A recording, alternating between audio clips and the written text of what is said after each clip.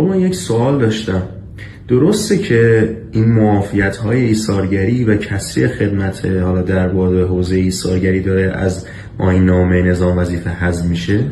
ببین در واقع حرف و حدیثش زده شده ولی که موضوعیتش هنوز اتفاق نیفتاده. خب افرادی که دارای انواع در واقع طول در دوره‌های ایثارگری هستن از 30 ماه گرفته که معافیت تا کمتر و همچنین افرادی که دارای انواع مدل جانبازی ها هستن که حالا از 25% که دارای معافیت و کمتر و همچنین حالا افرادی که به درجه آزادگی نائل شدن از 25 ماه به کمتر میتونن با ما ارتباط بگیرن و در خصوص موضوعی صحبت بکنیم که چه کنیم که این رو افزایش بدهیم حالا بر اساس متدهایی که ما داریم و دو اینکه چگونه اون فرزند استفاده بکنه و انشالله معاف بشه. نکته‌ای که خیلی مهمه اینه که دیگه غیبت سربازی هم روی بحث میزان اعطای کسری خدمت‌ها تأثیری نداره. البته در خصوص کسری خدمت پروژه نگفتم.